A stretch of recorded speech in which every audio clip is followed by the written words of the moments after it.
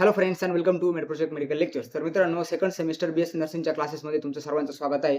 आणि मित्रांनो, आज आपण तुमचा इम्पोर्टंट सब्जेक्ट सुरू करणार आहे, that is the nutrition. Okay, nutrition हा जो सब्जेक्ट आहे, तर आज आपण आजपासून हा सब्जेक्ट सुरू करणार आहे. आणि याचं जे पहिलं युनिट आहे, chapter number 1 introduction to nutrition, तर आज आपण त्याचा काही जो पार्ट आहे किंवा आपण जमलं तर पूर्णच हा जो लेक्चर आहे तर कंप्लीट आज मित्रांनो करून टाकू. ओके, तर अजूनपर्यंत ज्या आपण स्टुडंटने आपली बॅच जॉईन केलेली नाहीये किंवा त्यांना बॅच जॉईन करायची आहे, तर त्यांनी लवकरात लवकर मला मेसेज करायचा आहे. आपल्या व्हॉट्सअप ग्रुपची लिंक तुम्हाला या व्हिडिओच्या डिस्क्रिप्शनमध्ये YouTubeला जर तुम्ही बघत असाल, तर तुम्हाला हा व्हिडिओच्या डिस्क्रिप्शनमध्ये सर्व तुम्हाला इन्फॉर्मेशन भेटून जाईल.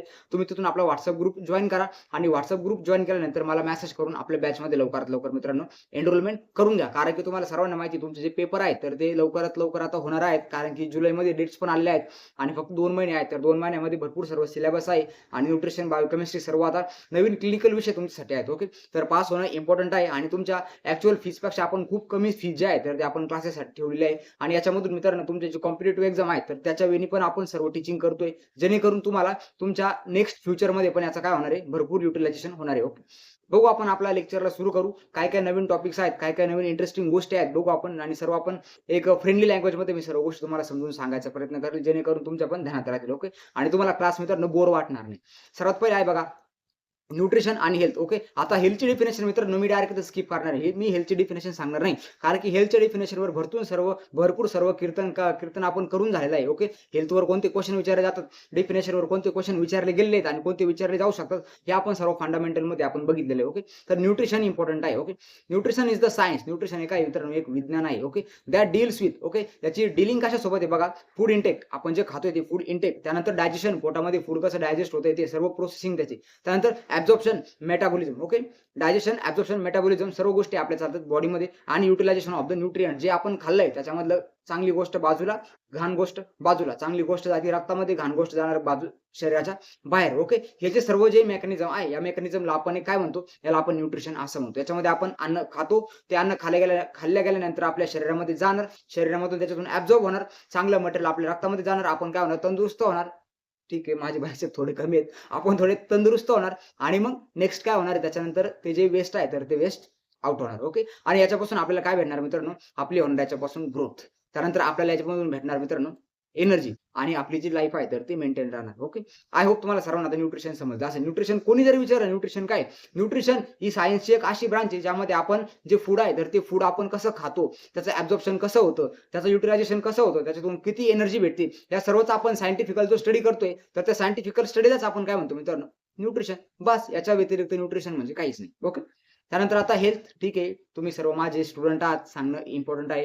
हेल्थ काय, complete physical, mental and wellbeing. Okay, हे तीनच शब्द इम्पॉर्टंट ठेवायचे आहेत. And not merely absence of the disease or infirmity. Okay, इथे थोडं डॅश डॅश करून लिहून घ्या, ऑर इन्फॉर्मिटी. ओके, त्यानंतर आता नेक्स्ट आहे बघा माल न्यूट्रिशन. ओके, आता इथे वरती काय न्यूट्रिशन, तिकडे खाली आहे माल न्यूट्रिशन. इकडे फक्त एक नवीन वर्ड ऍड झालाय बघा, माल, आणि याची भरपूर जी कन्सेप्ट आहे तर ती डायरेक्टली चेंज झाली. ओके, न्यूट्रिशनमध्ये सर्व पॉझिटिव्ह थिंकिंग, आपण खातोय, ॲब्झॉर्ब होतंय, आपल्याला एनर्जी भेटते. बट माल न्यूट्रिशन म्हणजे काय, की आपण जे खातोय खाणं एक तर कमी आहे किंवा एकदम जास्त आहे. ओके, ओव्हर न्यूट्रिशन किंवा अंडर न्यूट्रिशन, असे 2 टाइप मेनली आपल्या माल न्यूट्रिशन अंडर येतात. माल न्यूट्रिशन म्हणजे काय, सर्व बिघडलेलं न्यूट्रिशन. न्यूट्रिशन म्हणजे बेस्ट, माल शब्द ऍड झाला, सर्व बिघडून गेलं. Okay, malnutrition refers to the deficiency. Deficiency म्हणजे कमी होणे, एक्सेसिव्ह एकदम जास्त प्रमाणात गेले. आपण बघितलंय कोणती गोष्ट प्रमाणात असल्या पाहिजे, तुम्ही असे कोट्स वगैरे वाचत असाल, कुठली पण गोष्ट प्रमाणामध्ये पाहिजे. कमी झाली तरी पण प्रॉब्लेम, एक्सेसिव्ह झाली तरी पण problem. Or imbalance of nutrients म्हणजे काय, आता दोन जे इम्बॅलन्स, आता फॉर एक्झाम्पल आपल्या शरीरामध्ये पोटॅशियम आहे, त्यानंतर आपल्या बॉडीमध्ये सोडियम आहे. ओके, सोडियम पोटॅशियम, त्यानंतर सोडियम किंवा वॉटर असेल, दोन्ही आपल्याकडे कसं असलं पाहिजे, बॅलन्समध्ये असलं पाहिजे. या दोन्हीमध्ये जर इम्बॅलन्स जर झाला, एक जर वर गेलं एक जर खाली गेलं, तरी पण बॉडीवर काय होणार, त्याचे बॅड परिणाम होणार. म्हणून काय, डिफिशियन्सी, एक्सेसिव्ह आणि इम्बॅलन्स. ज्यावेळेस न्यूट्रिएंट्सचं डिफिशियन्सी, एक्सेसिव्ह आणि इम्बॅलन्स होणार, तर त्यावेळेस आपल्या बॉडीमध्ये कंडिशन तयार होते. त्या कंडिशनला आपण काय काल म्हणतो मित्रांनो, माल न्यूट्रिशन. ओके, न्यूट्रिशन आणि माल न्यूट्रिशन दोन्ही पण एकदम सिंपल डेफिनेशन्स आहेत. ओके, आता माल न्यूट्रिशनचे टाइप. आता हे जे माल न्यूट्रिशन आहे ना मित्रांनो, हा तुम्हाला 2 मार्कासाठी विचारला जातो. ओके, जुन्या काळामध्ये हा प्रश्न 5 मार्काला यायचा. बट आता हा तुमच्या 2 मार्कासाठीच येऊ शकतो. त्याच्यावरती हा क्वेश्चन आता येणार नाही. ओके, त्याच्यामध्ये एक काय बघा, एक आहे अंडर न्यूट्रिशन आणि एक आहे ओव्हर न्यूट्रिशन. आता एका घरात 2 भाऊ होते. 2 भाऊ एकदम भांडणं करायचे. त्यांचे आई-बाप पण त्यांना भरपूर समजून सांगायचे. दोघं जण ऐकतच नव्हते. त्यांचे भांडणं का व्हायचे? एक जण दुसऱ्याला म्हणायचा हडकुळ्या आणि हडकुळ्या मोठ्याला म्हणायचा जाड्या. ओके, जो हडकुळ्या होता तर तो यायचा मित्रांनो अंडर न्यूट्रिशनच्या कॅटेगरीमध्ये. ओके. आणि जो जाड्या होता तर तो यायचा मित्रांनो ओव्हर न्यूट्रिशनच्या कॅटेगरीमध्ये. आता इथे आपण फॅटचं एक्झाम्पल घेऊ. ओके. एका एका जो पर्सन आहे, ओके, जो अंडर न्यूट्रिशनवाला आहे त्याच्यामध्ये काय होतं, फॅटची कमतरता होती, प्रोटीनची कमतरता होती, कार्बोहायड्रेटची कमतरता होती, inadequate intake of the nutrients. Okay. हा जाडा काय करायचा, सर्व खाऊन घ्यायचा. त्याच्यामुळे याला काय भेटायचं, न्यूट्रिएंट्स आहेत सर्व इनॅडिक्वेट भेटायचे. याला प्रॉपरली इंटेक नाही भेटला, त्याच्यामुळे याची बॉडी काय झाली, छोटी-छोटी होत गेली आणि एक जण काय दुसऱ्याच्या वाट्याचा पण खाऊन-खाऊन मोठा होत गेला. ओके. आता लीड्स टू, आता याच्यामुळे काय होतं बघा, प्रोटीन एनर्जी मालन्यूट्रिशन. याच्यावर तुम्हाला मित्रांनो 10 मार्काचा क्वेश्चन विचारला जातो. आपण पीएम त्याच्यावर आपण एक सेपरेट लेक्चर घेणार आहे. ओके. प्रोटीन एनर्जी मालन्यूट्रिशनवर भरपूर क्वेश्चन्स आहेत आणि प्रोटीन एनर्जी मालन्यूट्रिशन हे मित्रांनो तुमच्या कॉम्पिटिटिव्ह एक्झामसाठी पण खूप इम्पॉर्टंट आहे. ओके. प्रोटीन एनर्जी मालन्यूट्रिशन याच्यामध्ये क्वाशिओरकर आणि मारास्मस हे 2 डिसीज असतात. दोन्ही मधलं डिफरन्सिएशन खूप इम्पॉर्टंट आहे न्यूट्रिशनमध्ये किंवा तुमच्या पिडियाट्रिकमध्ये. भरपूर मी तुम्हाला क्वेश्चन्स याच्यावरती मित्रांनो प्रॅक्टिस करून घेणार आहे. ओके.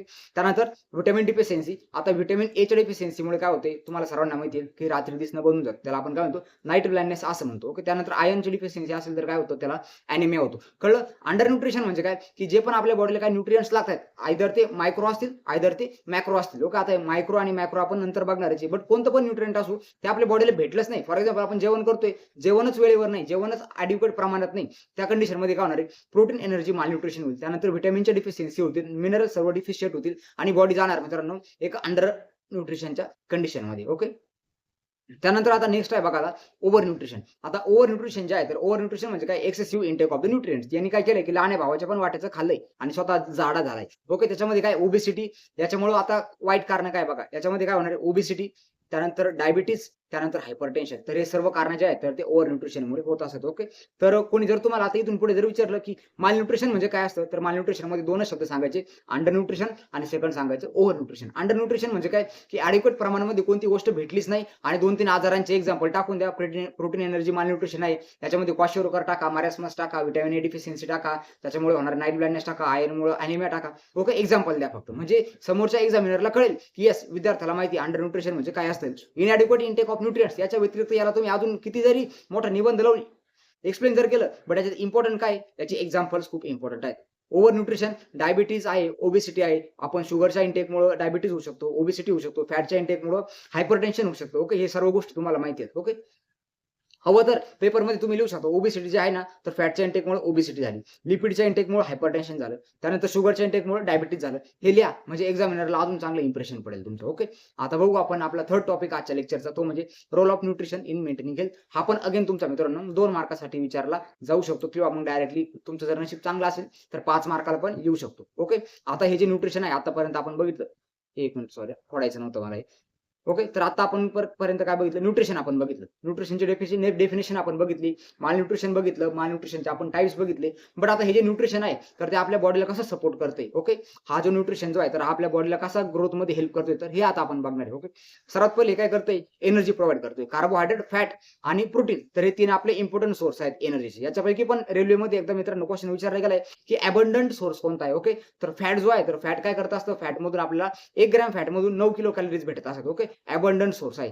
बाकीचे जे आहेत तर प्रोटीन आणि कार्बोहायड्रेट तुम्हाला 4 किलो कॅलरीजच देतात एका ग्रॅम मधून, बट फॅट जे आहे तर ते 9 किलो कॅलरीज देत असतात. ओके. त्यानंतर नेक्स्ट बघा, support growth and development. Okay. Growth आणि डेव्हलपमेंटला सपोर्ट करत असतं. त्यानंतर बॉडीचे जे टिश्यू आहेत तर ते मेंटेन करत असतं. त्यानंतर आपली जी इम्युनिटी आहे तर इम्युनिटीमध्ये मेनली जे प्रोटीन आहेत तर ते खूप इम्पॉर्टंट रोल प्ले करतात. त्यानंतर प्रिव्हेंट द डिफिशियन्सी डिसीज. आताच आपण बघितलं, व्हिटॅमिन ए जर ॲडिक्वेट असेल नाईट ब्लाइंडनेस होणार नाही, ॲनिमिया नाही होणार जर आपल्याकडे आयर्न प्रॉपर असेल तर. ओके. तर डिफिशियन्सी जे आहे तर ते पण प्रिव्हेंट करण्याचं काम न्यूट्रिशन मधून होत असतं. आणि आपण जर आजारी जर पडलो तर आजारी पडल्यानंतर आपल्याला रिकव्हर होण्यामध्ये पण हे जे न्यूट्रिशन आहे तर ते हेल्प करत असतं. ओके. याच्यामध्ये काय असं काय खूप जास्त नाही मित्रांनो, हे तुम्ही पहिली दुसरीला पण शिकले असेल की आपल्याला अन्नाचे काय काय फायदे आहेत, आपण प्रॉपर पोषक आहाराचे काय काय फायदे आहेत. एकदम मराठीत जर झालं मित्रांनो, हे न्यूट्रिशन मेंटेनिंग हेल्थ एवढ्या भानगडीमध्ये पडूच नका. पोषक आहाराचे आपल्या शरीरावर होणारे फायदे, बस एवढंच ध्यानात ठेवा. तुम्हाला डायरेक्ट डोळे झाकून हे सगळं मित्रांनो गोष्टी आठवत. ओके. स्टील 5 मार्काला विचारला जाऊ शकतो म्हणून मी याला थोडं एक्सपांड केलंय. फक्त आपण रीड करू आणि काय काय इम्पॉर्टंट आहे, म्हणजे याच्यामध्ये मी बेसिकली एक्झाम्पल्स टाकलेत. कारण की तुम्ही ज्यावेळेस कोणती पण गोष्ट लिहिता न्यूट्रिशनमध्ये तुम्हाला एक्झाम्पल लिहिणं खूप इम्पॉर्टंट आहे. कारण की कोणत्या न्यूट्रिएंट्सने काय होतं, कशामुळे होतं, या सगळ्या गोष्टी एक्झामिनरला जर दिसल्या तर तो पण तुमच्यावर थोडा खुश होईल आणि तुम्हाला चांगले मार्क देऊन टाकेल. ओके. पहिली गोष्ट बघा आता, प्रोव्हाइड एनर्जी. न्यूट्रिएंट आहे carbohydrate, fat and protein. Okay, already आपण बघितलं. Basal metabolic rate, breathing, circulation, त्यानंतर फिजिकल ऍक्टिव्हिटी, वॉकिंग, वर्किंग, याच्यासाठी सर्व गोष्टींसाठी काय लागत असतं मित्रांनो, लागत असतं आपल्याला एनर्जी. तर ती एनर्जी या गोष्टींमधून भेटत असतं. आणि एनर्जीचा यूज कुठे होते बघा, आपल्या बॉडीच्या बीएमआर मध्ये होते, त्यानंतर आपल्या फिजिकल ऍक्टिव्हिटीज मध्ये सर्व त्या एनर्जीचा यूज होतोय. म्हणजे याच्या एक्सप्लेनेशन मध्ये मी काय टाकलंय, एनर्जी भेटते कुठून आणि एनर्जीचा युटिलाइज होतो कुठून, बस एवढंच. बाकी तुम्हाला फिजिक्स ते लिहायचं नाही, energy can not be converted, ते त्या सगळ्या गोष्टीमध्ये जाऊ नका याच्यामध्ये. ओके, माहित असेल तरी लिहू नका.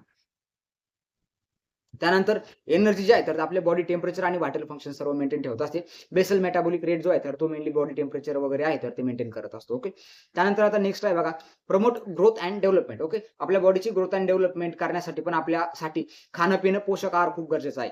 आता इसेन्शियल, आता कधी जास्त गरजेचं असतं बघा, इन्फन्सीमध्ये. इन्फन्सीमध्ये म्हणजे काय, की आपण 1 महिन्याचे झाल्यापासून तर 1 वर्षापर्यंत आपण इन्फंट या स्टेजमध्ये असतो. तर त्या स्टेजमध्ये आपल्याला आईचं दूध चालू असतं, 6 महिन्यानंतर वरचं अन्न सुरू असतं. त्यानंतर चाइल्डहूड म्हणजे काय, लहानपणी पण खूप जास्त प्रोटीन वगैरे आपण घेतले पाहिजे. आणि अडोलसंट. ओके, तर हे आपल्या लाईफच्या डायरेक्टली ग्रोथ फेज मधले दिवस आहेत. तर याच्यामध्ये आपल्याला चांगले जे प्रोटीन वगैरे आहे तर ते सगळे चांगलं पोषक आहार आपण याच्यामध्ये घेतला पाहिजे. त्यानंतर protein, vitamin and mineral support.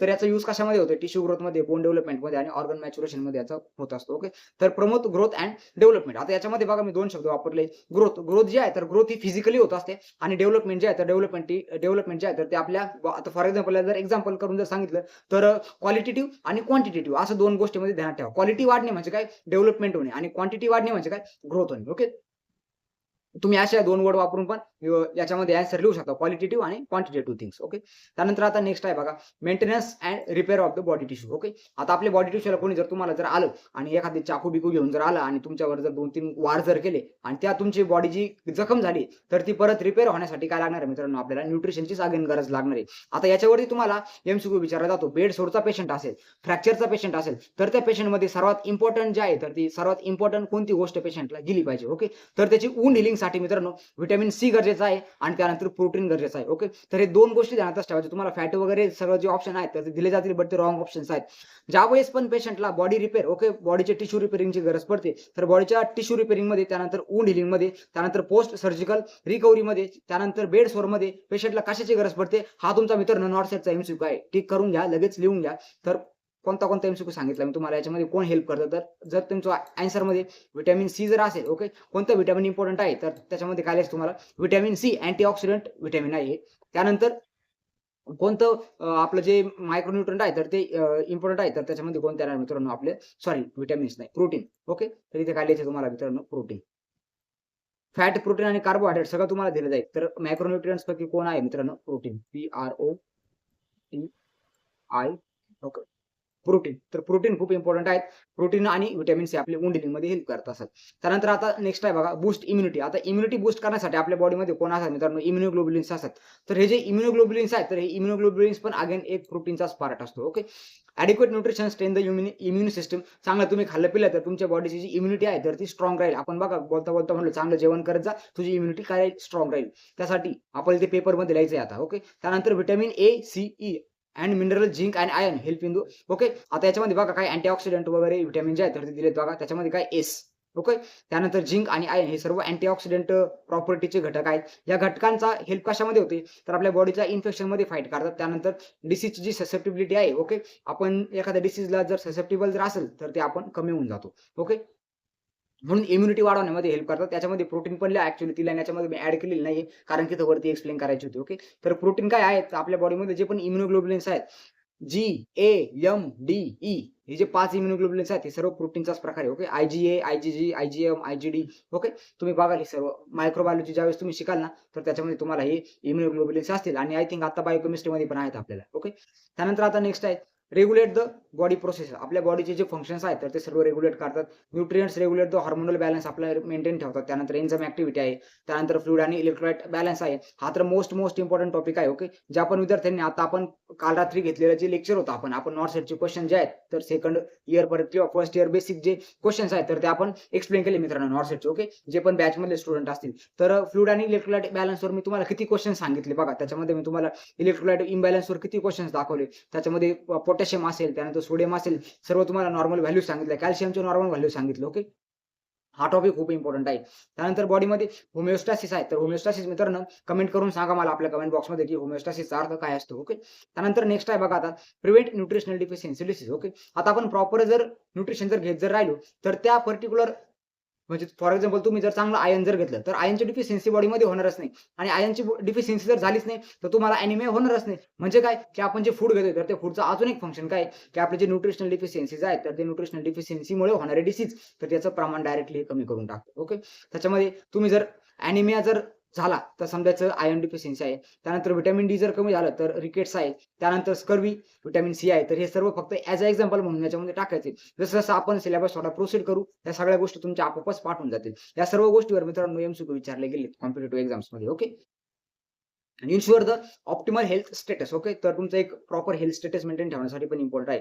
त्यानंतर prevent lifestyle and chronic disease. Okay. आता आपण फंडामेंटलचं लेक्चर घेतलं. त्यामध्ये मी तुम्हाला इलनेसचे टाइप सांगितले होते. त्यामध्ये अॅक्यूट इलनेस, क्रोनिक इलनेस, त्यानंतर एज रिलेटेड इलनेस, त्यानंतर अजून एक बघितला होता आपण टर्मिनल इलनेस. ओके. तर असे आपण 4 टाइप बघितले होते इलनेसचे. तर त्यामध्ये हा क्रोनिक इलनेस आपण बघितलाय. क्रोनिक इलनेस म्हणजे काय, हळू-हळू डेव्हलप होतो. लाँग टाईमपर्यंत चालतो आणि इरिव्हर्सिबल कंडिशन होऊन जाते पेशंटची. त्याला आपण काय म्हणायचं, क्रोनिक इलनेस. ओके. आता क्रोनिक इलनेस बघा कसं आहे, ओबेसिटी आहे, डायबिटीज आहे, हायपरटेन्शन आहे, हार्ट डिसीज आहे. 1-2 दिवसामध्ये होणारे नाहीये ते. तुम्ही फॅट आहे तर ती 22-23 पासूनच तुम्ही जास्त फॅट घेतली. तुमचा व्यायाम हळू कमी होत गेला. तुम्ही एका जागेवर बसून काम करायला लागले. मग तुम्हाला शुगरचा त्रास झाला. शुगरच्या त्रासामध्ये तुमचं ब्लड जास्त कोॲग्युलेट व्हायला लागलं. मग त्याचा इफेक्ट तुमच्या हार्टवर पडायला लागला. असं करून बॉडी हळू पूर्ण खराब होऊन जाणे, याला आपण काय म्हणतो, क्रोनिक डिसीज. त्याचे एक्झाम्पल्स इथे दिले सगळे बघा. ओबेसिटी, डायबिटीज, हायपरटेन्शन, त्यानंतर heart disease. Control cholesterol and blood sugar level. याच्यासाठी काय दिलंय बघा, इथे तुम्हाला थोडं नॉलेज पाजलं याच्यामधून मी, की शुगर आणि कोलेस्टेरॉल जे कंटेंट आहे, तर ते कंट्रोल करा बॉडीमध्ये. ह्या सर्व गोष्टी ज्या आहेत, तर त्या कंट्रोलमध्ये येऊन जातील. ओके. त्यानंतर support mental health and cognitive function. Okay. आपलं जे ब्रेन आहे, तर ब्रेनचं फंक्शनिंग आणि आपली जी कॉग्निटिव्ह हेल्थ आहे, तर कॉग्निटिव्ह फंक्शन आहे, तर हे दोन्ही पण गोष्टी मेंटेन ठेवण्यासाठी आपल्याला कशाची गरज पडते मित्रांनो, अगेन न्यूट्रिशनची गरज पडते. तर इथे सर्व त्याच्यामध्ये लिहिलंय. त्यानंतर नेक्स्ट आहे बघा आता improve the quality of life. तुम्ही चांगलं एनर्जी घेतली रोज, चांगलं तुम्ही डायट घेतलं, तुम्हाला बॉडीमध्ये एनर्जी असेल, तुम्हाला कुठली डिसीज होणार नाही, काय होणार नाही, तुम्ही एखाद्या आजाराला ससेप्टेबल राहणार नाही. ओके. तुमची जे क्वालिटी आहे, क्वालिटी ऑफ लाईफ याच्यामधून काय होणार आहे, बिल्डअप होणार आहे. त्यानंतर aids in recovery and healing. Okay. हे आपण ऑलरेडी वरती बघितलंय. ओके. तर न्यूट्रिशन जे आहे, तर ते फास्टर रिकव्हरी देतं. त्यानंतर बॉडीची रिस्टोरेशनमध्ये थोडी स्ट्रेंथनिंग आणतं आणि कॉम्प्लिकेशन्सला पण रिड्यूस करतं. याच्यामध्ये व्हिटॅमिन सी आणि प्रोटीन कसं काम करतं, ते आपण ऑलरेडी डिस्कस केलेलं आहे. ओके. तर हा जो क्वेश्चन आहे मित्रांनो, तर हा तुम्हाला 5 मार्कासाठी विचारला जाऊ शकतो. ठीक आहे ना? हां. Role of nutrition in maintaining health आणि हा पी-वाय-क्यूमध्ये मित्रांनो विचारून पण झालेला क्वेश्चन आहे. ओके. तर आत्ता रिसेंटली जर आला तर तुम्हाला फक्त इन्युमरेट, कारण की याच्यामध्ये जे एक्सप्लेन जे आपण करतो ना, तर त्याच्यामध्ये एक्सप्लेन करण्यासाठी आय डोंट थिंक की काय तुम्हाला जास्त डोकं लावण्याची गरज आहे. सर्व बेसिक गोष्टी आहेत. त्याच्यामधूनच तुमचं सगळं हे होऊन जाणार आहे. ओके. 2 मार्काला जर आलं तर हा वरचा एवढा जो कॉलम आहे, ओके, तर हा फक्त हा कॉलम तुम्हाला काढायचा आहे. एवढंच लिहा फक्त.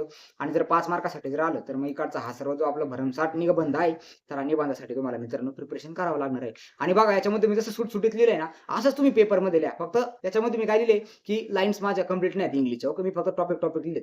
हे टॉपिक तुम्हाला ध्यानात राहण्यासाठी हेल्प करतील आणि पेपरमध्ये तुम्हाला काय करायचंय, की याची फक्त लाईन करून लिहायची. ओके. 5 मार्क तर भेटूनच जातील तुम्ही जर ॲज इट इज जर लिहिलं ना. आणि याच्यामध्ये हे जे एक्झाम्पल्स आहेत ना मित्रांनो, तर तुमच्या एक्झामिनरला अट्रॅक्ट करण्यासाठी हे एक्झाम्पल्स इम्पॉर्टंट आहेत. तुम्ही एक्झाम्पल लिहिले ना एक्झामिनरला, कारण की हे जे बाकीचा जो निबंध आहे, हे सगळेच स्टुडंट लिहिणार आहेत. बट तुम्हाला काय करायचंय, तुम्हाला याच्यामधले एक्झाम्पल्स द्यायचे आहेत. एक्झाम्पल असेल ना, तर तुमच्याकडे एक्स्ट्रा ऑर्डिनरी नॉलेज आहे, हे लगेच एक्झामिनरला कळतं. ओके. त्यानंतर आता नेक्स्ट आपला टॉपिक बघणार आहे आपण, factors affecting on food and nutrition. आता हा पण मित्रांनो 5 मार्काला विचारला गेलेला क्वेश्चन आहे. ओके. आता आपण जे अन्न जे खातोय, तर याच्यावर कोणते-कोणते आपल्या घरामधले फॅक्टर्स असतील, आपल्या बॉडी रिलेटेड फॅक्टर्स असतील. भरपूर सर्व फॅक्टर्स आहेत. जे फॅक्टर्स आपण काय खावं आणि काय नाही खावं याच्यावरती अफेक्ट करत असतात. फॉर एक्झाम्पल एखादी फॅमिली असेल, त्यामध्ये सर्व माळकरी माणसं असतील. ते चिकन वगैरे, मटण वगैरे खाणार नाही. अल्टिमेटली त्याच्यामध्ये काय होणार, व्हिटॅमिन बीची डिफिशियन्सी कुठे ना कुठे असेल. त्यानंतर एखाद्या घरामध्ये भरपूर चिकन, मटण खातात. त्यांच्यामध्ये हार्ट डिसीजचे पेशंट तुम्हाला सापडतील. हे झालं आपलं कल्चरल. त्यानंतर आता फॉर एक्झाम्पल तुम्ही जर कधी थोडे साऊथमध्ये जर गेले, तर साऊथमधले लोकं काय करतात, जास्त इडली सांबार वगैरे खातात. तिकडलं कल्चर ते. ओके. म्हणून इडली सांबारमधून जे पण काही न्यूट्रिएंट्स भेटतात ते त्यांच्यामध्ये प्रॉपर भेटतात. आपल्याकडे महाराष्ट्रामध्ये आपण काय खातो, पुरणपोळी, बाजरीची भाकर. आपण हे सर्व आपलं बेसिक स्टेपल फूड आहे. ओके. काही लोकं जे आहे कोकणामधले जे लोकं आहेत, तर त्यांचं स्टेपल फूड कोणतं आहे? त्यांचं स्टेपल फूड भात आहे. ओके. तर असं प्रत्येक ठिकाणी आपल्या जिओग्राफिकल एरियाप्रमाणे आपलं जे स्टेपल फूड आहे, तर ते वेगवेगळं असतं आणि त्या स्टेपल फूडच्या अकॉर्डिंगली जे आहे, तर ते आपल्या बॉडीमधले जे न्यूट्रन्स असतात तर ते डिफर होत असतात. Okay. Factors affecting food and nutrition. त्यामध्ये आता पहिला जो फॅक्टर आहे बघा, त्याच्यामध्ये आहे आता आपला बायोलॉजिकल फॅक्टर्स. आपल्या बॉडीचे जे बायोलॉजिकल फॅक्टर्स आहेत तर ते कोणते आपल्या फूड आपण काय खावा काय नाही खावा याच्यावर अफेक्ट करतात बघा. सगळ्यात पहिला आहे एज. आता एज जर बघितलं तर म्हातारे माणसं जे आहेत तर म्हातारे माणसं भाकर खाऊ शकतील का? ज्यांचे दात पडले नाही खाऊ शकणार. जन्म झालेलं पोरग भाकर खाईल का? नाही खाऊ शकणार. त्याला फक्त दुधाची गरज लागणार आहे. त्यानंतर असं फॉर एक्झाम्पल इन्फंट आहे, चिल्ड्रन आहे, अडोलसंट आहे. तर प्रत्येकाला त्याच्या लाईफच्या फेजप्रमाणे ग्रोथसाठी लागणारे जे न्यूट्रिएंट्स आहेत तर ते वेगवेगळे लागतात. त्या पद्धतीने त्याचं जे अन्न आहे तर ते डिफरंट होत असतं. त्यानंतर energy require less but more vitamin. Okay. Elderly आहे. ओके. एनर्जी नाही, एल्डरली म्हणजे काय, जे आपले ओल्ड एजचे लोक आहेत तर त्यांना एनर्जीची गरज कमी पडते कारण की ते जास्त काम वगैरे करत नाही. बट त्यांना व्हिटॅमिन्स वगैरे जे आहेत तर मिनरल्स आहेत तर ते बॉडीच्या हिलिंगसाठी जास्त गरज पडत असते. ओके. त्यानंतर नेक्स्ट आहे बघा आता जेंडर. आता जेंडरमध्ये फिमेल जे आहेत तर फिमेल मेनली काय होतात, प्रेग्नन्सी. ओके. प्रेग्नन्सीमध्ये त्यांना जी कॅलरीज वगैरे आहेत तर ती कॅलरीज जास्त लागत असते. Okay. Males gradually require more calories than female. आता जनरली जर बघितलं तर मेल्सला जास्त कॅलरीज लागतात कारण की आउटसोर्समध्ये तुम्हाला काम करायचं असतं. बॉडीचा BMR मेलचा जास्त असतो as compare to females. Okay. त्यानंतर फिमेलमध्ये एक्स्ट्रा न्यूट्रिएंट्स कधी लागतात, प्रेग्नन्सी आणि लॅक्टेशनमध्ये एक्स्ट्रा न्यूट्रिशन लागतात कारण की जे डाएट मॉडिफिकेशन जे आहे फिमेल्समध्ये तर ते मेनली प्रेग्नन्सी आणि लॅक्टेशनमध्ये केलं जातं. ओके. म्हणून हा पण एक फॅक्टर आहे जो आपल्या फूडच्या चॉईसेसवर अफेक्ट करत असतो. त्यानंतर हेल्थ स्टेटस आहे. नॉर्मल पेशंट तो नॉर्मलच अन्न घेणार. बट जो एकदमच क्रोनिक इलनेस आहे तर त्याच्यामध्ये बघा तुम्ही त्याच्या आजाराप्रमाणे त्याला फूड जे आहे तर ते दिलं जातं. त्यानंतर physical activity. Active individual needs the more calories. Okay. जर तुम्ही रोज व्यायाम जर करत असेल, रोज तुम्ही काहीतरी कष्टाचं काम करत असेल तर तुम्हाला जास्त कॅलरीजची गरज पडणार आहे. आणि जर तुमची अशीच सॅडेंटरी लाईफस्टाईल असेल, सकाळी उठायचं, बेडवर झोपायचं, बेडवरून उठायचं, सोफ्यावर जाऊन झोपायचं, तिथं लॅपटॉपवर 2 तास काम करायचं आणि परत बेडरूममध्ये येऊन झोपायचं. सेडेंटरी लाईफस्टाईल आहे. इथे काय तुम्ही असं बसल्या एखादा बर्गर जरी खाल्ला तरी पण तुम्हाला दिवसभराची एनर्जी त्याच्यामधून भेटून जाईल. कारण की तुमची बॉडी बसल्या जागेवर जास्त युटिलाइज करत नाही. बट एखादा माणूस आहे जो सकाळी 6लाच उठतोय, शेतामध्ये जातोय, सकाळी 2 एकरला पाणी भरतोय, दुपारी 12 वाजता येऊन परत 2-3 भाकरी खातोय, संध्याकाळी परत कुठेतरी ऊस तोडायला जातोय, संध्याकाळी परत येतोय 4 वाजता, परत त्याच्या गायांच्या धारा काढतोय. म्हणजे त्याची काय बॉडीची जी हेल्थ कंडिशन आहे तर किंवा आपली बॉडीची जी फिजिकल कंडिशन आहे तर ती एकदम स्ट्रॉंग आहे. ओके. त्या कंडिशनमध्ये त्याला जास्त एनर्जीची गरज लागणार. एखादं मशीन आहे फॉर एक्झाम्पल, एखादं मशीन फास्ट चालतंय त्याला जास्त डिझेलची गरज लागेल आणि एखादी मशीन आहे ती एकदम हळू चालतंय त्याला जास्त डिझेलची गरज लागणार नाही. सेम फिजिकल ॲक्टिव्हिटी चांगली तर तुम्हाला जास्त न्यूट्रिशन लागेल आणि सेडेंटरी लाईफस्टाईल असेल तर कमी न्यूट्रिशनमध्ये पण तुमचं भागून जाईल. ओके. नेक्स्ट आहे बघा आता इकॉनॉमिक फॅक्टर. आता आपले बायोलॉजिकल फॅक्टर आपण बघितले. बायोलॉजिकल फॅक्टर जे आहेत तर ते नॉन मॉडिफायबल फॅक्टर्स आहेत. ओके. त्यानंतर आता इकॉनॉमिकल फॅक्टर आहेत. इकॉनॉमिकल फॅक्टर बघा फॉर एक्झाम्पल आता इन्कम आहे. आता इन्कममध्ये काय हायर इन्कम आणि लोअर इन्कम. ओके. आता फॉर एक्झाम्पल सफरचंद आहे किंवा आपण खजूर खातो. कोणाला जर ॲनिमिया जर असेल आपण खजूर खातो, गुळ शेंगदाणे खातो. एक जर मोठ्या घरातली जर फॅमिली जर असेल ना तर हे बेसिकली अफोर्ड करू शकतात. बट एक गरीब जे लोक आहेत तर ते लोक डायरेक्टली 1-1 किलो खजूर खाणं किंवा सफरचंद खाणं ₹200 किलोवाले हे लगेच ते खाऊ नाही शकत. ओके. तर पुढे ना पुढे आपल्या घरामध्ये पण जे पण आपण फूड आणतो तर त्या फूडमध्ये सर्वात पहिले विचार आपल्या इन्कमचा मित्रांनो केला जातो. ओके. ज्या दिवशी पगार होईल त्या दिवशी आपण चिकन आणतो, पनीर आणतो. बट ज्या दिवशी पगार संपत आलेला असतो त्या दिवशी आपल्याला कालचे उरलेले वांग्याची भाजीच खावं लागते. ओके. तर अशा पद्धतीने इन्कम जो आहे तर इन्कम पण आपलं जे फूड आहे तर त्या फूडवरती अफेक्ट होत असतो. त्यानंतर food prices. Okay. Food prices पण इम्पॉर्टंट आहेत. फॉर एक्झाम्पल आता सफरचंद आहेत. सफरचंद आपल्याकडे तर मोस्टली सर्व ऋतूमध्ये सेमच असतात. बरं आपल्याकडे काय आता फॉर एक्झाम्पल मँगोज आहेत. आता मँगोज बघा समर सीझनमध्ये ₹100 किलो होतात, ₹150 किलो होतात, खूप स्वस्त असतात. बट तुम्ही हे जर विंटर सीझनमध्ये जर गेले, हाफ सीझनला जर मँगो आणायला जर गेले तर तुम्हाला तेच मँगोज ₹300-400 किलोने भेटतील. तर असंच भरपूर बाजारात पण तुम्ही जर कधी गेला असेल तर बघा एका महिन्यामध्ये तुम्हाला फॉर एक्झाम्पल भेंडी आहे. ओके. भेंडी तुम्हाला ₹10 1 किलो पण भेटेल आणि एखाद्या आठवड्यामध्ये तुम्हाला ₹20 पावशेर घ्यावं लागेल ती भेंडी. म्हणून फूड प्राइजेस जसे वर खाली होतात त्याच पद्धतीमध्ये आपलं जे फूडची चॉईस आहे तर ती पण आपली चेंज होत असते. ओके. एक्सपेन्सिव्ह जे फूड आहे तर ते मेनली आपण अफोर्डेबल नाही करू शकत कारण की सर्व आपले मिडल क्लास फॅमिलीचेच लोक असतात. ओके. आता आपण सर्व हे जे आहे आता जो आपला इंडिया कंट्री आहे तर ही ॲक्चुअली मिडल क्लास लोकांचीच कंट्री आहे. ओके. तर त्याच्यामध्ये आपली बुक जे पण आहे तर बुक्समध्ये पण सर्व आपल्यासारख्याच लोकांचा विचार करून हे बुक्समध्ये सर्व नॉलेज टाकलेलं असतं. त्यानंतर आता leads to poor dietary choice. Okay. याच्यामुळे काय होते आपण जे हायर कंटेंट जे आहे ओके आता ज्याला बॅलन्स डाएट माहिती आहे. ओके. आता फॉर एक्झाम्पल तुम्ही अंडे घेतले आणि जर तुम्ही सोयाबीन जर घेतली तर सोयाबीनमधून जास्त तुम्हाला प्रोटीन्स भेटतात as compare to eggs. Okay. But soybean स्वस्त आहे त्यानंतर अंडे थोडे महाग आहेत. बट हे तुम्हाला माहिती असलं पाहिजे. जर आपल्याकडे अंडे घेण्यापुरते जर पैसे जर नाही तर आपण डाळ खाल्ली पाहिजे. जर आपल्याकडे डाळ नाही तर आपण ॲटलीस्ट सोयाबीन खाल्ली पाहिजे. ओके. तर ह्या गोष्टी ज्यांना माहिती आहेत त्यासाठी तुम्हाला बॅलन्स डाएट असणं खूप इम्पॉर्टंट आहे. ओके. त्यानंतर आता 3 नंबर आहे बघा culture and social factors. Okay. आता कल्चर आणि सोशल फॅक्टर्स पण मी आताच तुम्हाला सांगितले. एक माळकरी फॅमिली आहे, एक बिना माळकरी फॅमिली आहे. माळकरी फॅमिली आहे, ते कधी चिकन खात नाही, व्हिटॅमिन B12 ची डिफिशियन्सी आहे. बाकीचे लोकं खातात, त्यांच्यामध्ये कोलेस्ट्रॉल जास्त आहे, त्यांना हार्ट डिसीज जादा होतात ते. ओके. तर आपले कल्चर आणि सोशल फॅक्टर्स पण आपल्या अन्नाच्या चॉईसवर अफेक्ट करत असतात. आता सगळ्यात पहिले बघा फूड हॅबिट्स आणि ट्रेडिशन. ओके. जे तुमचे आजी-बाबा खात आले तेच तुम्ही खातात, ते तुमची मुलं खाणार आहे. Okay. Cultural practice influence the food selection. आपण काय खावं आणि काय नाही खावं, तर याच्यामध्ये आपले जे हॅबिट्स आहेत, म्हणजे आपल्या ज्या सवयी आहेत, तर त्या मेनली याच्यावरती अफेक्ट करत असतात. एक्झाम्पल व्हेजिटेरियन आणि नॉन व्हेजिटेरियन डायट. ओके. एखादं घर पूर्ण व्हेजिटेरियन असतं, त्याच्यामध्ये कोणीच कधी नॉन व्हेज जे आहे तर ते खातच नाही. ओके. तर हे हॅबिट्स आणि ट्रेडिशनमध्ये तुमचं येत असतं.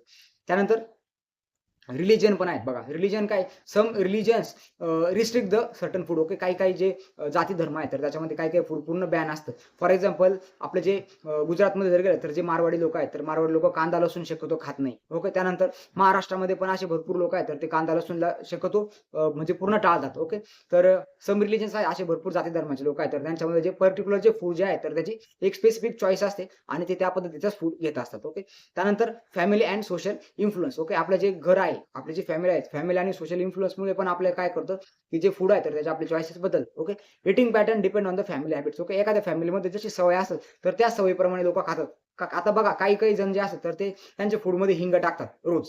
ओके. तर ते त्यांच्या घरामधली काय असते, सवय असते. आता काही जण जे आहेत, त्यांना विदाऊट लसूण कधी भाजीच खाऊ शकत नाही. त्यांच्या भाजीमध्ये रोज तुम्हाला लसूण भेटणार आहे. बट काही-काही जे लोकं आहेत, आता भरपूर जणांना, आता जर तुम्ही मुंबई साइडला जर गेले, तर तिकडे भाजीमध्ये शेंगदाणे वगैरे कधीच यूज करत नाही. बट तुम्ही इकडे नाशिक किंवा नगर साइडला जर आले, तर इकडे शेंगदाण्याशिवाय भाजीच बनत नाही. ओके. तर असे सोशल इन्फ्लुअन्स जो आहे, तर तो region wise to region wise तुम्हाला डिफरन्शिएट झालेला दिसेल. ओके. त्यानंतर एन्व्हायर्नमेंटल फॅक्टर्स पण आहेत. आपण प्रत्येक एन्व्हायर्नमेंटमध्ये आपलं जे फूड जे आहे, तर ते आपलं चेंज होत असतं. त्यानंतर availability of the food. Okay. आपल्याला फूड कोणत्या पद्धतीने भेटतं. आता एन्व्हायर्नमेंटल फॅक्टर्समध्ये सर्वात पहिलं आहे फूड अवेलेबिलिटी. ओके. आपल्याला कोणतं फूड अवेलेबल आहे, तर त्याला आपण सर्वात पहिलं प्राधान्य देऊ. त्यानंतर क्लायमेट आहे. ओके. हॉट क्लायमेटमध्ये आपण हाय कॅलरीज फूड घेतले पाहिजे. त्यानंतर कोल्ड क्लायमेटमध्ये फॉर एक्झाम्पल तुम्हाला सांगितलं जातं, की हिवाळ्यामध्ये अंडी वगैरे जास्त खा, कारण की त्याच्यामधून तुम्हाला जादा कॅलरीज भेटतात. आणि हॉट क्लायमेटमध्ये आपण काय घेतलं पाहिजे, तर आपण फ्लुइड रिच डायट घेतलं पाहिजे. ओके. जास्त पाणी पिलं पाहिजे. सरबत, शिकंजी ह्या गोष्टी आपण हॉट क्लायमेटमध्ये आता उन्हाळ्यामध्ये घेतल्या पाहिजे. ओके. त्यानंतर सॅनिटेशन आणि हायजीन हे पण खूप इम्पोर्टंट आहे. ओके. पुअर हायजीन असेल, आपण जर फूड जर चांगलं जर सॅनिटेशन जर बनवलं नाही, तर इन्फेक्शन होतील आणि इन्फेक्शन झाल्यामुळं आपण न्यूट्रिएंट किती जरी पण घेतलं, तर ते बॉडीमध्ये ॲब्झॉर्ब होणार नाही. ओके. त्यानंतर नेक्स्ट फॅक्टर आहे बघा सायकॉलॉजिकल फॅक्टर्स. आता सायकॉलॉजिकल फॅक्टर्समध्ये काय सर्वात पहिले emotion, stress, anxiety, depression affect the appetite. Okay.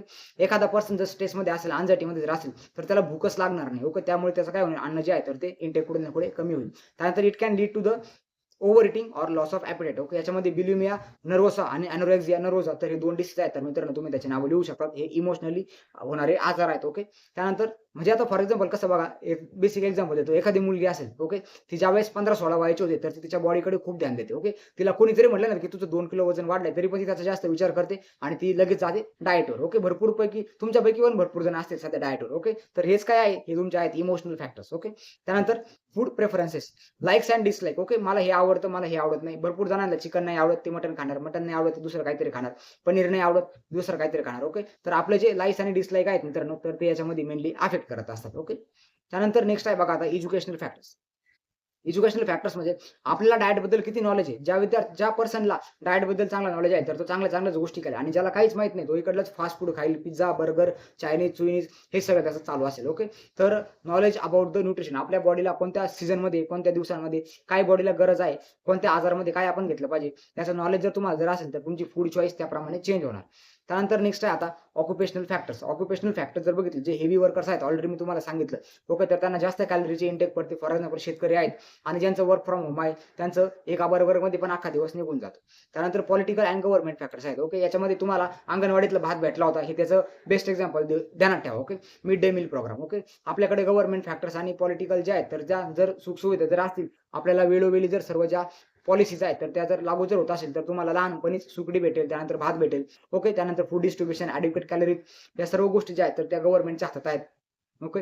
तर हे पण आपल्या फूडवर अफेक्ट करत असतात.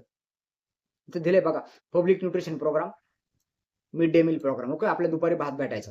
त्यानंतर marketing and media influence. Okay, आपल्या टीव्हीवर भरपूर पद्धतीच्या अन्नाच्या जाहिराती येतात, त्याच्यामध्ये असं आहे, याच्यामध्ये असं आहे, हे घेतल्याने तुम्हाला असं होईल, हे घेतल्याचे हे फायदे आहेत. ओके, तर आपण ते पण बघून आपण कधी-कधी इन्फ्लुअन्स होतो आणि एखादी गोष्ट आपल्याला लागत जरी नसेल तरी पण आपण ती परचेस करतो. आता फॉर एक्झाम्पल ऑइलच्या बघा किती जाहिरात येतात. ह्या ऑइलमध्ये इतकं कोलेस्ट्रॉल आहे, त्याच्यामध्ये इतकं आहे, इतकं हाय कोलेस्ट्रॉल, इतकं बॅड कोलेस्ट्रॉल, सर्व ऑइलवाले ॲडव्हर्टायझिंगमध्ये सांगतात. मग आपण त्याच्यामधून बघतो की नाही ह्या ऑइलपेक्षा हे ऑइल चांगलं आहे, मग आपण ते कन्झ्युम करतो. ओके, तर अशा पद्धतीने मार्केटिंग आणि मीडिया इन्फ्लुअन्स पण आपल्या ज्या डाएटच्या चॉईस आहेत तर त्याच्यावरती अफेक्ट करत असतं.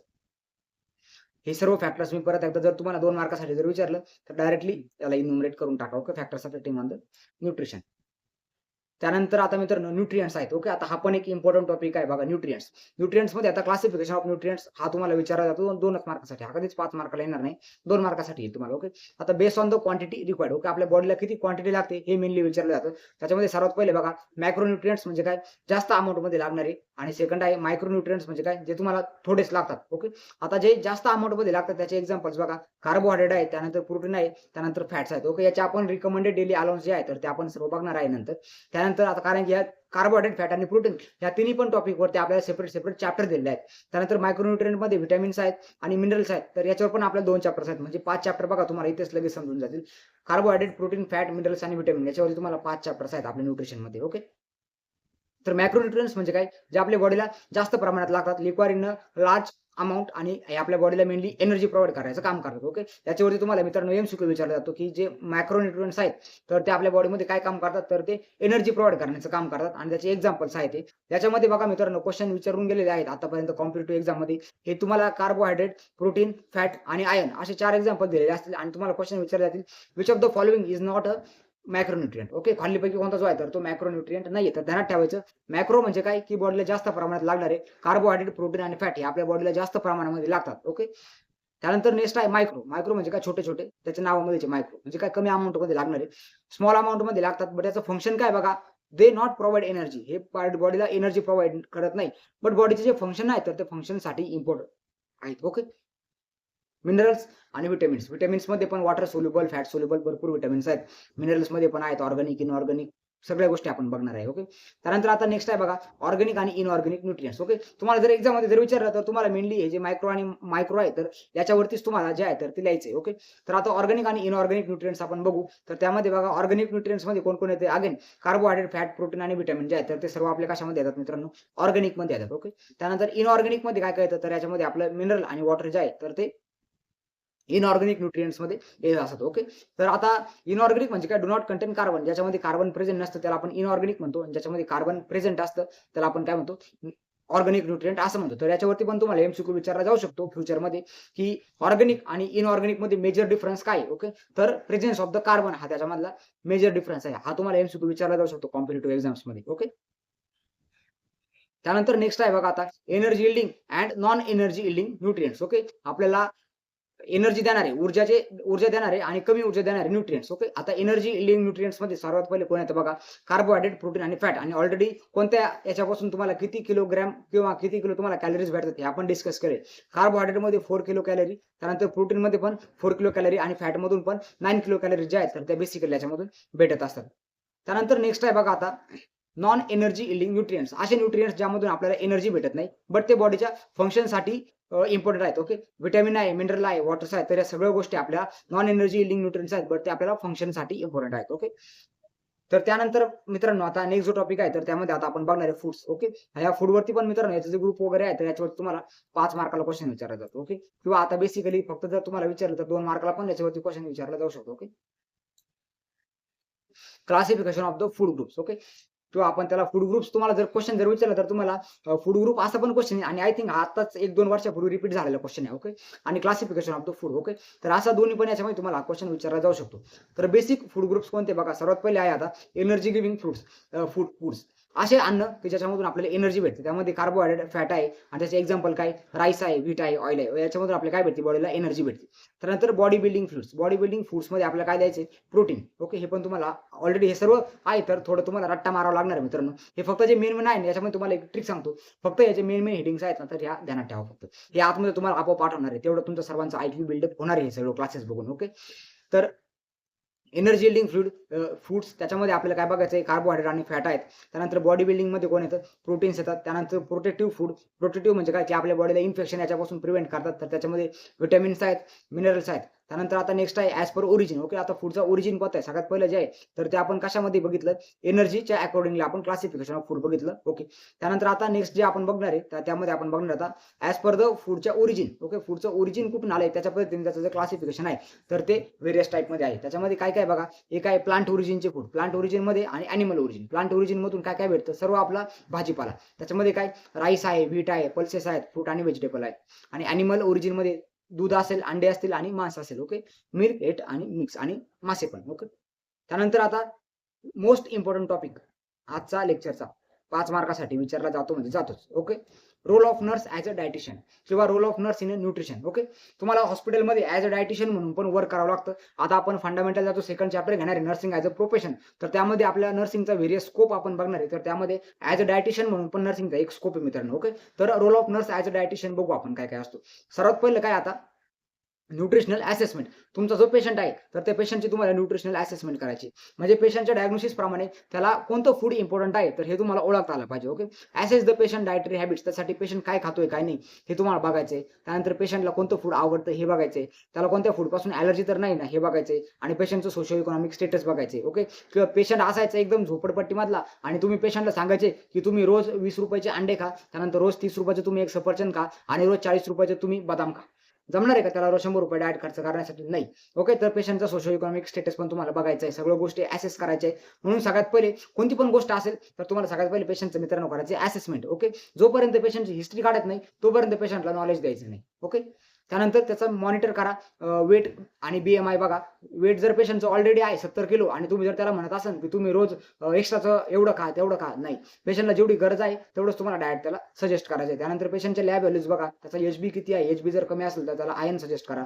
त्याचं प्रोटीन कमी असेल तर त्याला अंडे सजेस्ट करा किंवा त्याला मोड आलेले आपले हरभरे वगैरे सजेस्ट करा. त्यानंतर ग्लुकोज जर कमी असेल तर मग तुम्ही त्याला ग्लुकोजचे पदार्थ सांगू शकता. ओके, किंवा ग्लुकोज जर हाय जर असेल, डायबिटीज जर असेल तर मग काय अवॉइड केलं पाहिजे हे तुम्ही त्याला सांगू शकता. ओके, म्हणून कुठल्या पण पेशंटला ज्यावेळेस तुम्ही डाएट सजेस्ट करता तर ही जी आहे तर ही बेसिक असेसमेंट असणं खूप इम्पॉर्टंट आहे. त्यानंतर नेक्स्ट आहे आता प्लॅनिंग डाएट. आता ज्यावेळेस तुम्ही डाएट प्लॅन करणार, ओके, असेसमेंट करून झाली, आता पेशंटचा डाएट प्लॅन करायचे. तर प्लॅन आपण डाएट कशाच्या अकॉर्डिंगली प्लॅन करणार, पेशंटचं एज, पेशंटला पचवण्याची क्षमता किती आहे ते पण बघा. नाहीतर 85 वर्षाचा पेशंट आहे आणि तुम्ही पेशंटला म्हणायचे, चला काका आज मी तुमच्यासाठी चिकन आणलंय, तुम्ही चिकन खा. त्याला पचणार आहे का ते चिकन? नाही पचणार आहे. त्यानंतर पेशंटची डिसीज कंडिशन बघा. पेशंट ऑलरेडी हार्ट डिसीजचा आहे आणि तुम्ही त्याला एक बाटलीभर मस्तपैकी गावरान तूप आणून दिले आणि तुम्ही त्याला सांगितलं की रोज 3 चमचे गावरान तूप प्या. जमणार आहे का? नाही. त्याला फॅट आणि कोलेस्ट्रॉल पूर्णपणे अवॉइड करायचं. ओके, डिसीज कंडिशन बघून त्याला डाएट द्यायची आणि व्हेरियस डिसीज कंडिशनमध्ये कोणतं डाएट दिलं पाहिजे याच्यावरती मित्रांनो तुम्हाला नॉर्सेट, RML, RRB भरपूर सगळ्या एक्झाम्स आहेत, DMR, DHS, CHO. ओके, याच्यावरती क्वेश्चन विचारले जातात. त्यानंतर पेशंटची ऍक्टिव्हिटी लेवल बघा. पेशंट किती काम करतोय, किती करतोय त्याच्या बेसिसवरच त्याला डाएट द्या. Okay, prepare the therapeutic diets. Okay, तुम्हाला क्वेश्चन असा पण विचारला जाऊ शकतो की role of nurse in preparation of the therapeutic diet. Same तुमचं हेच आन्सर लिहायचे त्याच्यामध्ये. ओके, कारण की ॲज अ डायटिशियन आपण काय करतोय, थेरप्युटिक डाएटच पेशंटला देतोय. तर हे सर्व गोष्टी तुम्हाला ह्याच परत सेम लिहायच्या आहे. ओके, त्यानंतर आता नेक्स्ट आहे implementation of the diet plan. Okay, तुम्ही आता डाएट प्लॅन बनवला, आता त्याला इम्प्लिमेंट कसा करायचा तर त्यामध्ये काय रूल्स आहेत बघा तुमचे. Ensure the correct diet as provided to the patient. Okay, जो पेशंट आहे तर पेशंटची प्रॉपर आयडेंटिफिकेशन आणि त्याला एक प्रॉपर डाएट प्रोव्हाइड करा. त्यानंतर assess the patient in feeding if requirement. Okay, patient जो स्वतःहून जर खात जर नसेल तर त्याला कशा पद्धतीने खाल्लं पाहिजे. जर त्याला जर दात जर नसतील, काय नसेल, त्याची जर ओरोफेशियल जर सर्जरी जर झाली असेल तर त्याला NG ट्यूब वगैरे टाकणे हे सर्व काम आहेत. त्यानंतर maintain the meal timing and portion control. Okay, तुमचा जो पेशंट आहे तर पेशंटच्या दिवसभराच्या शेड्यूल प्रमाणे त्याचा मील टायमिंग आहे तर तो मेंटेन करणे हे पण आपलं इम्पॉर्टंट आहे. त्यानंतर नेक्स्ट आहे आता त्याला हेल्थ एज्युकेशन. ज्या फूडच्या बद्दल आहे तर त्याच्याबद्दल तुम्हाला हेल्थ एज्युकेशन पण पेशंटला द्यायचे. Educate the patient and family. Okay, त्यालाच नाही त्याच्या फॅमिलीला पण सांगायचे. Balance diet. आता बॅलन्स डाएट म्हणजे काय बघा मित्रांनो, फॉर एक्झाम्पल तुम्ही पेशंटला प्रोटीनचा एखादा सोर्स सांगितलाय. आता प्रोटीनच्या सोर्समध्ये काय काय येतं बघा, मोड आलेले हरभरे येतात, त्यानंतर अंडे येतात, त्यानंतर सोयाबीन येतं. ओके, एका दिवशी बरं मोड आलेले हरभरे नसेल तर त्या दिवशी पेशंटला सांगा की तू सोयाबीन खाऊ शकतो. सोयाबीन नसेल तर त्या दिवशी अंडे खाऊ शकतो. जर उन्हाळा लागला, आता अंड्यामुळे थोडी गरमी होते, मग तुम्ही सोयाबीन वगैरे हे त्याला प्रेफर करू शकता. म्हणजे काय की सेम ग्रुप मधला दुसरा फूड त्याला ऑप्शनल मध्ये तुम्ही देऊ शकता. याला आपण काय म्हणतो बॅलन्स डाएट. त्यानंतर इम्पॉर्टन्स ऑफ द न्यूट्रिएंट. त्यानंतर डाएटरी रिस्ट्रिक्शन्स. कोणत्या आजारामध्ये काय अवॉइड केलं पाहिजे. किडनीचा पेशंट आहे, मीठ अवॉइड करा. हायपरटेन्शनचा पेशंट आहे, मीठ अवॉइड करा. हे सर्व डायटरी रिस्ट्रिक्शन्स तुम्हाला त्याला सांगायचे आणि हे जे मी तुम्हाला सांगतोय, हे सर्व तुम्हाला एक्झाम्पल्स पेपरमध्ये लिहायचे आहेत. ओके. त्यानंतर promote the healthy eating habit. Okay. त्याला एक हेल्दी ईटिंग हॅबिट त्याचा डेव्हलप करण्यासाठी त्याला काय करा, हेल्थ एज्युकेशन प्रोव्हाईड करा. त्यानंतर नेक्स्ट आहे आता बघा मॉनिटरिंग अँड इव्हॅल्युएशन. ओके. आता तुम्ही सर्व त्याला डाएट वगैरे सांगितले. आता तो डाएट प्रॉपर घेतोय की नाही घेतोय हे आपल्याला मॉनिटर करायचं आहे आणि त्याचा इफेक्ट कसा येतोय तर ते आपल्याला इव्हॅल्युएट करायचं आहे. बघा, observe the patient food intake. Patient आपल्याला सांगितल्याप्रमाणे खातोय का नाही. त्यानंतर त्याचे ॲपेटाईट, त्याच्या भूक लागण्यामध्ये काही चेंजेस झालेत का नाही ते बघा. त्यानंतर पेशंट डाएटला टॉलरन्स करतोय का नाही ते बघा. नाहीतर तुम्ही पेशंटला मस्त डाएट देतायत आणि पेशंट 2 तासांनी उलटी करून टाकतोय, असं पण व्हायला नको. त्यासाठी प्रॉपर मॉनिटरिंग आणि इव्हॅल्युएशन पण गरजेचं आहे. Modify the diet plan if needed. आणि पेशंटला जर तुम्ही सेट केलेल्या डाएटमध्ये जर काही चेंजेस जर वाटत असतील, फॉर एक्झाम्पल तुम्ही पेशंटला सांगितलं की रोज सकाळी तुम्ही उपमा खा, बट उपमा खाल्यानंतर पेशंटला जर उलटी जर होत असेल तर तुम्ही तिथे काहीतरी पोहे वगैरे त्याला सजेस्ट करू शकता, चहा बिस्किट त्याला सजेस्ट करू शकता. ओके. तर अकॉर्डिंग टू पेशंटचे डिसीज कंडिशन जशी चेंज होत जाईल तसं तुम्हाला काय करायचं आहे, तुमचा जो डाएट प्लॅन जो आहे तर तो मॉडिफाय करायचा आहे. ओके. त्यानंतर नेक्स्ट आहे आता prevention of the malnutrition. Okay. पेशंटचे अर्ली साईन तुम्हाला ओळखता आले पाहिजे, अंडर न्यूट्रिशन आणि ओव्हर न्यूट्रिशनचे, आणि अकॉर्डिंगली तुम्हाला डाएट चेंजेस अगेन परत करायचे. त्यानंतर maintaining the food hygiene and safety. हा मोस्ट इम्पॉर्टंट टॉपिक आहे. ज्या पण वेळेस तुम्ही पेशंटला फूड देता तर ते फूड एकदम हायजेनिक कंडिशन आणि सेफ्टी कंडिशनमध्ये गेलं पाहिजे. त्यासाठी क्लीन प्रिपरेशन पाहिजे फूडचं. त्यानंतर सेफ स्टोरेज पाहिजे. आपल्या प्रत्येक हॉस्पिटलमध्ये जे कॅन्टीन असतं तर त्या कॅन्टीनमध्ये आपल्याला माहिती पाहिजे की किती क्लीनलीनेस मेंटेन होते. ओके. त्यानंतर prevention of the food contamination. पेशंटला सांगायचे की अन्न खायच्या आधी धुवून वगैरे घेणे. या सगळ्या बेसिक कंडिशन फूड हायजीन आणि सेफ्टीमध्ये आपल्याला मेंटेन करायचे. त्यानंतर नेक्स्ट आहे बघा collaboration with dietitian and health care team. Okay. Patient सांभाळणं फक्त आपली एकट्याची जिम्मेदारी का नाही, त्यामध्ये डॉक्टर्स पण येतात, त्यानंतर बाकीचे पॅरामेडिकल वर्कर पण येतात. तर सगळ्यांचा विचार करून, प्रत्येकाचे ट्रीटमेंट प्लॅनिंगचा विचार करून आपल्याला त्यासाठी एक डाएट मित्रांनो काय करायचं असतं, सेट करायचं असतं. ओके. तर त्यासाठी डायटिशियन आणि डॉक्टरांसोबत आपल्याला काम करायचं आहे. त्यानंतर help in the preparing individualise diet plan. प्रत्येक पेशंटसाठी सेपरेट डाएट प्लॅन असतो, कारण की सगळे पेशंट एकाच आजाराचे नसतात. ओके. तुमच्या वॉर्डमध्ये मेडिसिन वॉर्ड जर असेल तर काही तुम्हाला लिव्हरचे भेटतील, काही हार्टचे भेटतील, काही अजून वेगळे भेटतील, इन्फेक्शियस डिसीजचे भेटतील. प्रत्येकाला त्याच्या आजाराप्रमाणे डाएट आपल्या वॉर्डमध्ये सेट केलं जातं. ओके. तर तुम्हाला प्रत्येक पेशंटबद्दल तेवढी ॲडिक्वेट इन्फॉर्मेशन पाहिजे. इंडिव्हिज्युअलाइज्ड डाएट प्लॅन जो आहे तर तो फॉलो करायचा असतो. त्यानंतर special care in the critical condition. Okay. आता फॉर एक्झाम्पल एखाद्या पेशंटचं ओरोफेशियल सर्जरी झाली, त्याला खाता पिता येत नाही, अनकॉन्शियस पेशंट आहे. ओके. अनकॉन्शियस पेशंट असेल, त्याचं जर जीआयटी पूर्ण हॅम्पर झाले असेल तर त्याला आपण टोटल पॅरेंटल न्यूट्रिशन देतो. एखादा पेशंट जर खाऊ शकत जर नसेल तर त्याला आपण आरटी टाकतो, त्याला आपण काय होतो राईल ट्यूब किंवा आपण एनजी ट्यूब त्याला म्हणतो. ओके. त्यानंतर पॅरेंटल न्यूट्रिशनमध्ये काय तर टीपीएन. ओके. इथे लिहून घ्या टोटल पॅरेंटल न्यूट्रिशन. पॅरेंटल न्यूट्रिशनमध्ये काय तर टीपीएन. ओके. सर्वांनी काय करायचंय, गुगलला जायचंय आणि टीपीएन सर्च करायचंय. टीपीएन म्हणजे त्याच्यामध्ये 3 कंपार्टमेंट असतात, ते असे फोडायचे, एकत्र करायचे, दुधासारखा पदार्थ तयार होतो आणि तो डायरेक्टली आपल्या रक्तामध्ये दिला जातो. याला आपण काय होतो, टोटल पॅरेंटल न्यूट्रिशन. याच्यावरती मित्रांनो क्वेश्चन विचारले जातात. आता नॉर्सेट 10 ला टीपीएन वर क्वेश्चन विचारला गेला होता की एका पेशंटला टीपीएन चालू आहे तर ॲज अ नर्स म्हणून आपला मोस्ट इम्पॉर्टंट रोल काय. ओके. ज्यावेळेस आपण ते टीपीएन जे आहे तर ते स्टॉप करतो, तर ज्यावेळेस आपण टीपीएन स्टॉप करतो तर पेशंटची ग्लुकोज लेवल मॉनिटरिंग करणे खूप इम्पॉर्टंट आहे. ओके. ॲज मी तुम्हाला ऑलरेडी सांगितलं, हे जे मी टॉपिक सांगतोय हे स्टार करून तुम्हाला समासामध्ये लिहून घ्यायचे. तर लिहून घ्या की role of nurse in TPN. Okay. ज्या पण पेशंटला टोटल पॅरेंटल न्यूट्रिशन सुरू आहे तर त्या पेशंटचं ग्लुकोज मॉनिटर करणे ही आपली प्रायोरिटी नर्सिंग आपलं जे ॲक्शन आहे तर ते असते. ओके. त्यानंतर नेक्स्ट आहे आता लास्ट जे आहे तर त्याच्यामध्ये डॉक्युमेंटेशन. आपण जे पण काय डाएट पेशंटला देतोय तर ते प्रॉपरली रेकॉर्ड करून ठेवायचं आहे. Diet plan, intake output chart आणि पेशंट रिस्पॉन्स त्याला कसा आला, कसा नाही आला, ही सर्व गोष्टी तुम्हाला डॉक्युमेंट करून ठेवायच्या आहे. ओके. तर अशा पद्धतीने मित्रांनो हा आपला तुमच्या सिलेबस कॉपी प्रमाणे सर्व आपण जे टॉपिक आहेत तर ते आपण पहिल्या चॅप्टरमध्ये कंप्लीट केलेले आहेत. Introduction to the nutrition. Okay. आता जो नेक्स्ट टॉपिक आहे तर तो आपण लवकरात लवकर कंप्लीट करू. फंडामेंटलचा पण आपला पहिला चॅप्टर कंप्लीट झालेला आहे. त्याचे दोन्ही पण डेमो क्लासेस तुम्हाला युट्यूबवर अवेलेबल आहेत. हा पण जो लेक्चर आहे तर हा पण मी तुम्हाला डेमो लेक्चर तुम्हाला युट्यूबवर देणार आहे. त्यानंतर आता राहिला मित्रांनो आपला फंडामेंटल सेकंड आणि न्यूट्रिशन, सॉरी आपलं बायोकेमिस्ट्री, तर ते पण डेमो लेक्चर्स तुम्हाला आपल्या युट्यूबवर लवकरात लवकर मित्रांनो भेटून जातील. तर भेटूया आपल्या नेक्स्ट व्हिडिओमध्ये. आणि ज्या पण विद्यार्थ्यांना मित्रांनो बॅचमध्ये जॉईन करायचं आहे लवकरात लवकर मला डीएम करून बॅचमध्ये जॉईन करून घ्या, कारण की लिमिटेड सीट्स आपल्या बॅचमध्ये रिमेनिंग आहेत आणि तुमची एक्झाम पण आता लवकर आलेली आहे. तर लवकरात लवकर आपल्या बॅचेसला जॉईन करून घ्या. Thank you friends.